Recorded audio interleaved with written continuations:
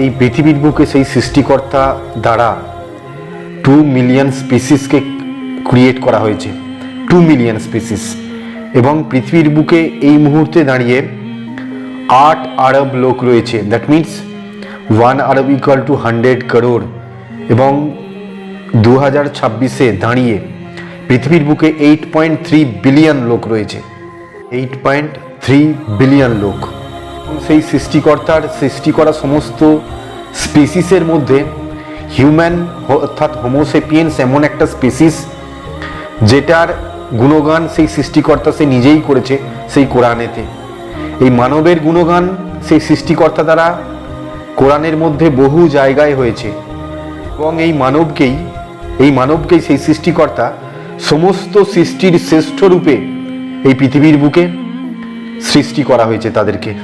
কোরআনের বহু জায়গায় এটা মেনশন করা রয়েছে যে পৃথিবীর বুকে 2 মিলিয়ন স্পিসিস থাকা সত্ত্বেও সেই স্পিসিসের মধ্যে সব থেকে যে স্পিসিসটার মধ্যে একটা স্পেশাল কোয়ালিটি, একটা স্পেশাল এনার্জি দিয়ে তাদেরকে তৈরি করা হয়েছে, সেই স্পিসিসটার নাম হচ্ছে হোমোসেপিয়েন্স, অর্থাৎ মানব জীবনকে সেইভাবে তৈরি করা হয়েছে। সূরা 3 চ্যাপ্টার নাম্বার 95 ভার্স নাম্বার 4 সেখানে মেনশন করা হয়েছে, indeed we created humans in the best form, created human in the best form. সূরা আল মুমিনুন চ্যাপ্টার নাম্বার 23 ভার্স নাম্বার 14 সেখানে মেনশন করা রয়েছে যে এই পৃথিবীর বুকে সমস্ত সৃষ্টিকর্তার দ্বারা যা সৃষ্টি করা হয়েছে তাদের মধ্যে সব থেকে বেস্ট ক্রিয়েশন হচ্ছে এই human creation. And this human creation is the best of that creator. Surah Al Ezra chapter number 17 verse number 70 সেখানে মেনশন করা রয়েছে, human have been honoured and given preference over many other creations. Human have been honoured and given many preference over many other creation. Surah Al-Isra chapter number 17 verse number 70. Surah As-Sajda chapter number 32 verse number 7 সেখানে describe করা হয়েছে, human creation beginning with clay and incorporating with a divine spirit. সর্বশেষে সূরা আদ-দারিয়াত chapter number 51 verse number 56 সেখানে mention করা রয়েছে, the purpose of creation of jinn and ইনসান, the purpose of creation of jinn and ইনসান is to worship that almighty creator Allah. পৃথিবীর বুকে মানুষ এবং জিনকে তৈরি করা হয়েছে এবং তাদের তৈরির পেছনে যে পারপাস রয়েছে সেই পারপাসই হলো তার ক্রিয়েটারের উপাসনা করা, শুধু তার ক্রিয়েটারের উপাসনা করা। ভাই, কোরআনের বহু জায়গায় এই মানব জাতিকে অত্যন্ত মর্যাদা দেওয়া হয়েছে, অত্যন্ত সম্মান দেওয়া হয়েছে এবং সেখানে বলা হয়েছে যে কিভাবে এই হিউম্যানকে কিভাবে ক্রিয়েট করা হয়েছে সেই ক্রিয়েটারের উপাসনা করার জন্য। কোরআন নিজে উইটনেস দিচ্ছে যে সেই ক্রিয়েটার, সেই প্রকৃত ক্রিয়েটার, সেই সত্য ক্রিয়েটার তার ক্রিয়েশনকে কতটা মর্যাদা দিয়েছে, কতটা সম্মান দিয়েছে। কোরআন কিন্তু সেই আওয়াজ তুলছে। কোরআনের এই আয়াতগুলো তার জীবিত লিভিং এক্সাম্পল। কোরআন তার এই সমস্ত আয়াতের মাধ্যমে পৃথিবীর বুকে মানুষকে একটা লিভিং এক্সাম্পল হিসেবে প্রতিষ্ঠিত করার চেষ্টা করছে যে সেই ক্রিয়েটার তার ক্রিয়েশনকে, সেই মানব ক্রিয়েশনকে কতটা মর্যাদার সঙ্গে এই পৃথিবীর বুকে সৃষ্টি করেছে। তো সেই সৃষ্টিকর্তা একদিকে কোরআনের মাধ্যমে যেমন বলছে যে মানবকে আমি সর্বশ্রেষ্ঠ জীব, সর্বশ্রেষ্ঠ প্রাণ, সর্বশ্রেষ্ঠ সৃষ্টি হিসাবে আমি পৃথিবীর বুকে পাঠিয়েছি, একদিকে যেমন সেই ক্রিয়েটার এই কথা বলছে কোরআনের মাধ্যমে। অন্যদিকে এই পৃথিবীর বর্তমান অবস্থার দিকে তাকালে তার ঠিক উল্টোটা উঠে আসে। তার ঠিক উল্টো কথা আমরা দেখতে পাই যে এই পৃথিবীর বুকে সব থেকে বোকা প্রাণী বা বোকা জীব বা বোকা সৃষ্টি হলো এই মানব।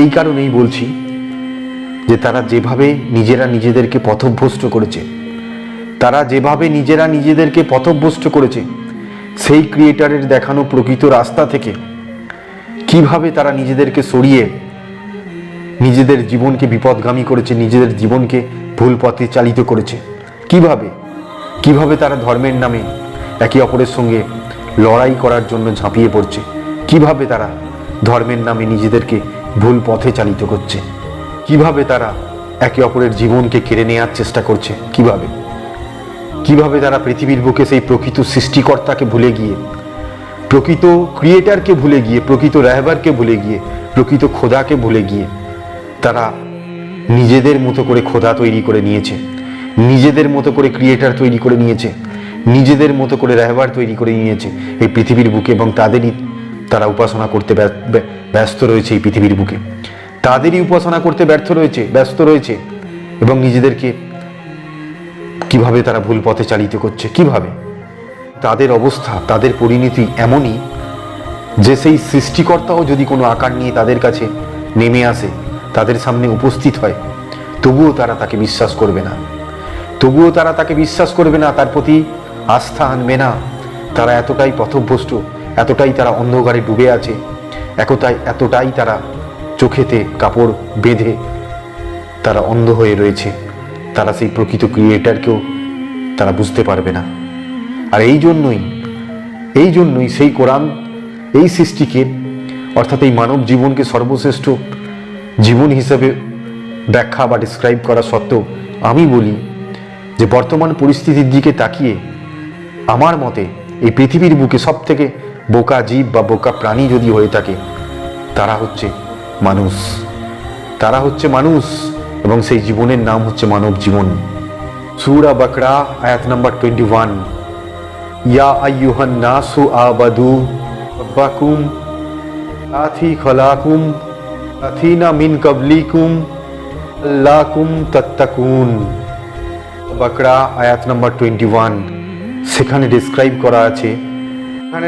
করা আছে যে হে মানবগণ, আমি তোমাদেরকে তো সৃষ্টি করেইছি এবং তোমাদের পূর্বপুরুষ যারা ছিল তাদেরকেও আমি সৃষ্টি করেছি, এবং তোমাদের প্রকৃত উদ্দেশ্যই হলো জীবনের যে সেই সৃষ্টিকর্তার উপাসনা করা, শুধুমাত্র সেই সৃষ্টিকর্তার উপাসনা করা এই পৃথিবীর বুকে, আর কারোরও নয়। কোরআন বারবার এই কথাটাই বারবার চিল্লে বলছে যে হে মানবগণ, পৃথিবীর বুকে শুধুমাত্র তোমার সৃষ্টিকর্তার, তোমার প্রকৃত যে ক্রিয়েটার রয়েছে, যে রিয়েল, যে অ্যাকচুয়াল ক্রিয়েটার রয়েছে, তার উপাসনা হোক এই পৃথিবীর বুকে। মানুষ কিভাবে পথভ্রষ্ট হয়েছে তারা সেই সৃষ্টিকর্তাকে ভুলে গিয়ে, তারা প্রকৃত সৃষ্টিকর্তাকে ভুলে গিয়ে, প্রকৃত রাহবারকে ভুলে গিয়ে, প্রকৃত ক্রিয়েটারকে ভুলে গিয়ে তারা আজকে প্রত্যেকটা জিনিসের, প্রত্যেকটা কাজের, প্রত্যেকটা চিন্তার, প্রত্যেকটা ধারণার আলাদা আলাদা খোদা তৈরি করে নিয়েছে। প্রত্যেকটা কর্মের, প্রত্যেকটা ধারণার, প্রত্যেকটা চিন্তার নিজস্ব মতো করে তারা আলাদা আলাদা খোদা, আলাদা আলাদা রাহবার বানিয়ে নিয়েছে এই পৃথিবীর বুকে, এবং তাদেরই উপাসনা চলছে এই পৃথিবীর বুকে। আল্লাহুম্মা আজিরনি মিনান নার। আল্লাহ আমাদেরকে সবাইকে সেই কায়ামতের আগুনের হাত থেকে, সেই আখিরাতের আগুনের হাত থেকে আমাদেরকে রক্ষা করুক।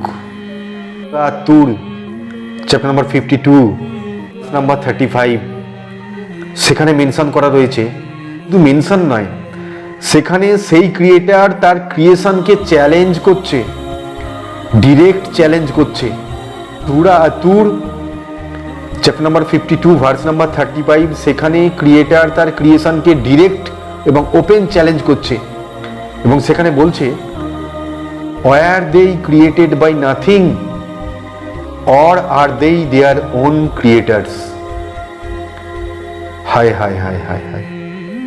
তুরের মধ্যে সেই আল্লাহ, সেই ক্রিয়েটার, সেই পরম সৃষ্টিকর্তা আমাদেরকে চ্যালেঞ্জ করছে যে তারা কি নিজেরা নিজেদেরকে সৃষ্টি করেছে, না কেউ তাদেরকে সৃষ্টি করেছে। হায় হায় হায় হায় হায়।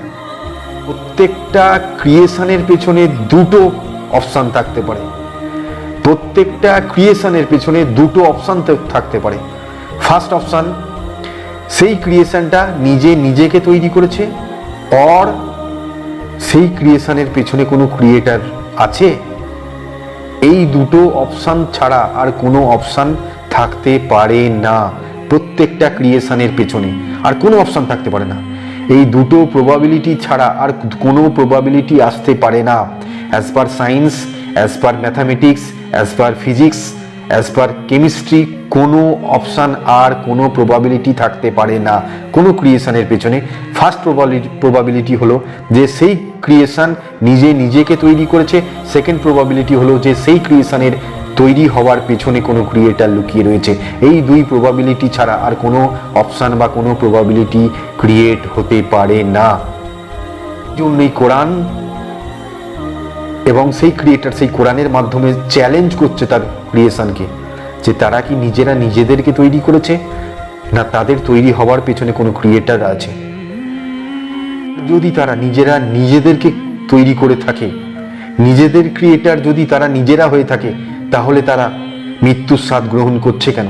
সেই মৃত্যুর স্বাদ থেকে তারা নিজেদেরকে বাঁচিয়ে রাখতে পারছে না কেন?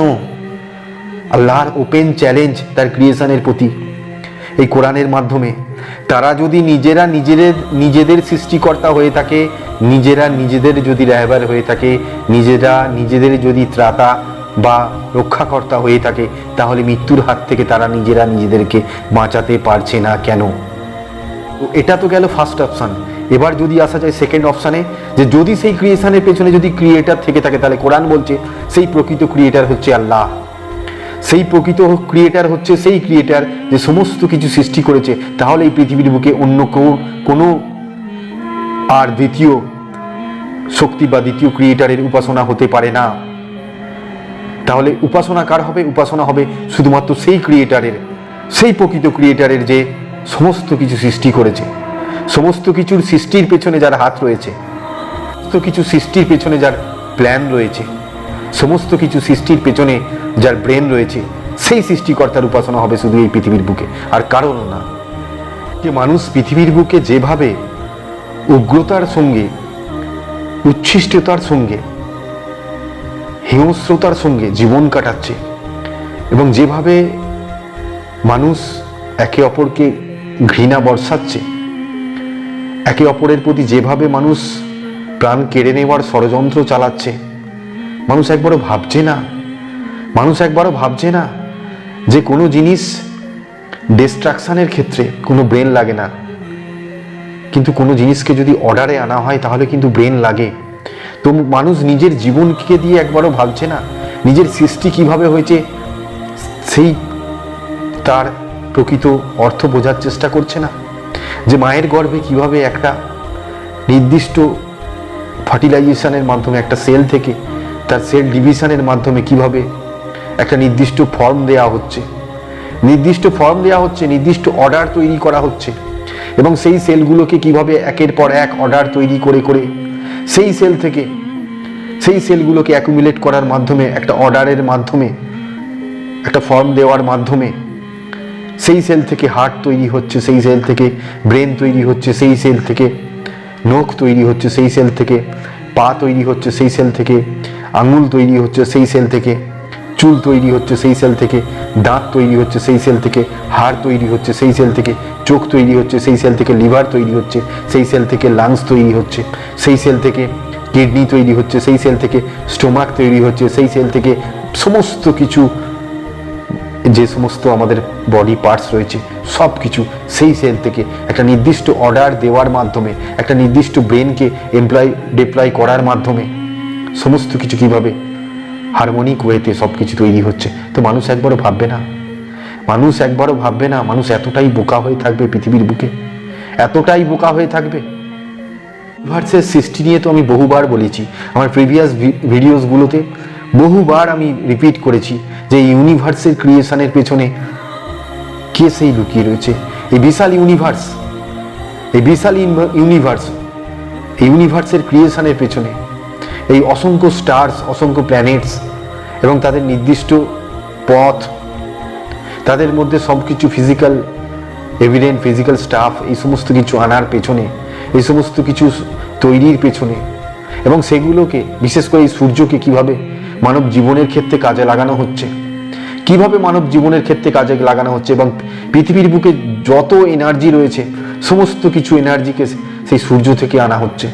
কিভাবে আনা হচ্ছে, কিভাবে একটা গাছকে তার পাতায় খাদ্য রস পৌঁছে দেওয়া হচ্ছে, কোথা থেকে না সেই মাটি থেকে। সেই গাছ যত লক্ষ গুণ বড় হোক না কেন, যত ফুট যত মিটারই হোক না কেন, সে 100 মিটার হতে পারে, সে 200 মিটার হতে পারে, সে যত বড়ই গাছ হোক না কেন, সেই জায়গায় গিয়ে, সেই উচ্চতায় গিয়ে সেই পাতায় খাদ্যরস বয়ে নিয়ে চলে যাচ্ছে। কে নিয়ে যাচ্ছে? সেই আল্লাহ নিয়ে যাচ্ছে। কোথা থেকে নিয়ে যাচ্ছে? সেই মাটির তলা থেকে।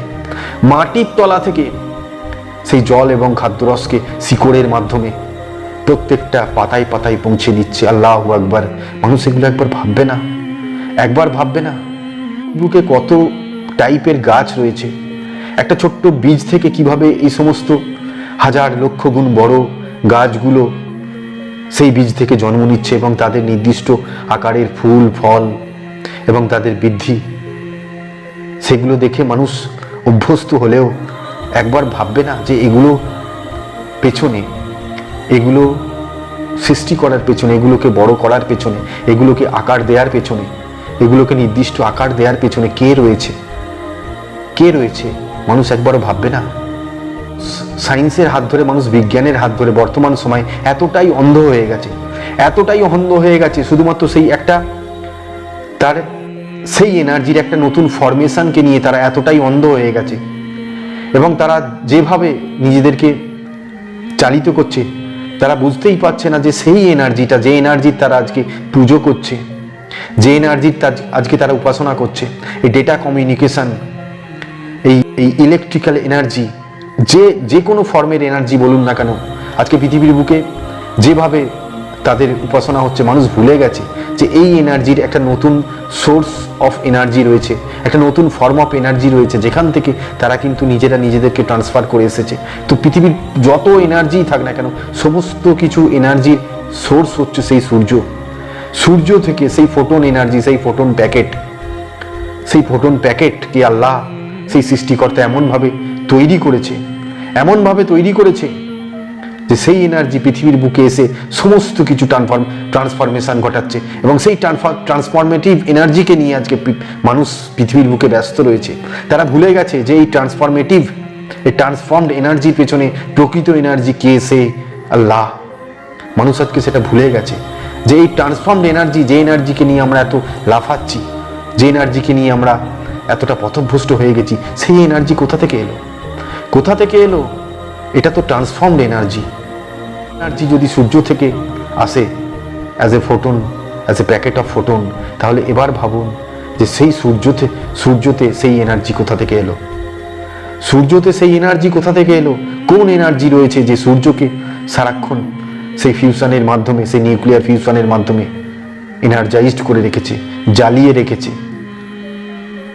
সর্বদা হিট রেডিয়েট করাচ্ছে? সে কোন এনার্জি সেই সূর্যের পেছনে রয়েছে? কারণ সেই সূর্য তৈরির পেছনেও সেই একই তত্ত্ব আছে যে সূর্য হয় সূর্য নিজে নিজেকে ক্রিয়েট করেছে, নয় সূর্যকে ক্রিয়েট করার পেছনেও কোনো ক্রিয়েটার রয়েছে। তো ভাই, সমস্ত এনার্জি যে জায়গায় গিয়ে ঠেকে সেই জায়গাটি হলো আল্লাহ। সমস্ত এনার্জি, সমস্ত ট্রান্সফর্মড এনার্জি যে জায়গায় গিয়ে মিলিত হয়, যে জায়গায় নিজের সোর্স হিসাবে বেছে নিয়েছে, সেই প্রকৃত জায়গাটিই হচ্ছে আল্লাহ। তবুও মানুষ আজকে কিভাবে পৃথিবীর বুকে পথভ্রষ্ট হয়ে নিজেদেরকে ভুল পথে, ভুল সৃষ্টিকর্তা তৈরি করার মাধ্যমে তাদের উপাসনা চালাচ্ছে। কিভাবে মানুষ এই পৃথিবীর বুকে নিজের টয়লেটকে ধরে রাখতে পারে না, নিজের টয়লেটকে ধরে রাখতে পারে না। এই পৃথিবীর বুকে কোনো মানুষ নেই, কোনো নবী নেই, কোনো পয়গম্বর নেই, কোনো আম্বিয়া নেই, কোনো দেবী নেই, কোনো দেবতা নেই যে পৃথিবীর বুকে নিজের টয়লেটকে, মানব হিসেবে যখন সে জন্ম নিয়েছিল, পৃথিবীর বুকে সে নিজের টয়লেটকে ধরে রাখতে পেরেছিল বা পারবে। এইরকম কোনো মানব জন্ম নেয়নি, তাহলে যে মানব নিজের টয়লেটকে ধরে রাখতে পারে না, যে মানব নিজের যে কোনো শারীরিক পরিস্থিতিতে ডাক্তারের কাছে দৌড়চ্ছে, সেই মানুষ কি করে অন্যের রাহবার হতে পারে? কি করে অন্যের রাহবার হতে পারে?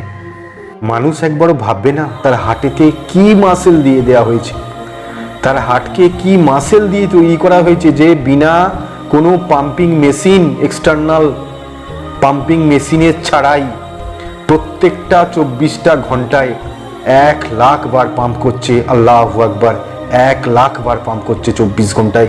কি মাসেল দেয়া হয়েছে সেই হার্টকে?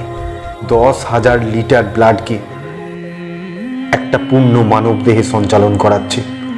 প্রত্যেক দিন 10,000 লিটার ব্লাডকে একটা পরিপূর্ণ মানব দেহে সার্কিউলেট করাচ্ছে সেই পাম্প নিজের হার্ট পাম্পিংয়ের মাধ্যমে, এবং সেটাকে কি মাসেল দেয়া হয়েছে। তো এগুলো নিয়ে মানুষ কোনোদিন ভাববে না, কোনোদিন স্টাডি করবে না। সে শরীরে যে সমস্ত ভেনগুলো রয়েছে তাদের প্রত্যেকটাকে যদি একটার সঙ্গে অপরের সঙ্গে জোড়া যায়, তো তাদের যে দূরত্ব তৈরি হবে, তাদের যে ডিস্টেন্সটা তৈরি হবে, সেই ডিস্টেন্সটা মাধ্যমে এই পৃথিবীর টোটাল সার্কামফারেন্সের 2.5 গুণ চক্কর লাগিয়ে দিতে পারবে। আল্লাহু আকবার। এবং প্রত্যেকটা ভেইনে সেই যে ব্লাড কর্পাসাল রয়েছে, সে WBC হতে পারে, RBC হতে পারে, বা অন্যান্য যে সমস্ত কর্পাসাল রয়েছে, তাদেরকে কিভাবে ফ্লো করানো হচ্ছে, এবং সেই রেড RBCর মাধ্যমে কিভাবে অক্সিজেনকে ক্যারি করানোর মাধ্যমে প্রত্যেকটা সেলে পৌঁছে দেওয়া হচ্ছে অক্সিজেনকে। আল্লাহু আকবার। হিউম্যান বডিতে, এবং প্রত্যেকটা হিউম্যান বডিতে একটা নয়, দুটো নয়, 100টা নয়, 1000টা নয়, লাখ নয়, কোটিও নয়, 100 ট্রিলিয়ন সেল রয়েছে। অন অ্যান অ্যাভারেজ একটা পূর্ণ হিউম্যান বডিতে, একটা কমপ্লিট হিউম্যান বডিতে 100 ট্রিলিয়ন সেল রয়েছে। Can you believe that? এবং প্রত্যেকটা সেলে কিভাবে সেই ব্লাড কর্পাসালের মাধ্যমে অক্সিজেনকে ক্যারি করানোর মাধ্যমে অক্সিজেনকে সাপ্লাই দেওয়া হচ্ছে। মানুষ এগুলো নিয়ে কোনোদিন ভাববে না একবার? কে করাচ্ছে ভাই? পৃথিবীর বুকে কোনো ধূলিকণাকে যদি বাইরে থেকে এক্সটার্নাল ফোর্স না অ্যাপ্লাই করা হয়, তো সেই ধূলিকণা এক জায়গা থেকে অন্য জায়গায় নিজের স্থানটুকু পরিবর্তন করতে পারে না, নিজের জায়গা পরিবর্তন করতে পারে না পৃথিবীর বুকে কোনো ধূলিকণা, যদি বাইরে থেকে কোনো এক্সটার্নাল ফোর্স অ্যাপ্লাই না করা হয়। তাহলে একটা হিউম্যান বডিতে ইন্টারনালি এত কিছু ঘটনা ঘটে যাচ্ছে, তার পেছনে কেউ নেই, তার পেছনে কোনো ব্রেন কাজ করছে না, তার পেছনে কোনো পাওয়ার কাজ করছে না, তার পেছনে কোনো অ্যাবসলিউট এনার্জি কাজ করছে না। মানুষ কোনোদিন ভাববে না এগুলো নিয়ে? কোরআন বারবার চিল্লে সেই একটাই কথা বলছে, যে তোমার বিনা অনুমতিতে, বিনা পারমিশনে তোমাকে এইভাবে সৃষ্টি করেছে, তাকে ভয় করো, তাকে ভয় করো। যে তোমার বিনা অনুমতিতে, বিনা পারমিশনে তোমাকে এইভাবে, এই রূপে সৃষ্টি করতে পারে, সে তোমার সঙ্গে সব কিছু করতে পারে, সব কিছু করতে পারে। তাই তাকে ভয় পাও। লাআল্লাকুম তাত্তাকুন, ডর যাও।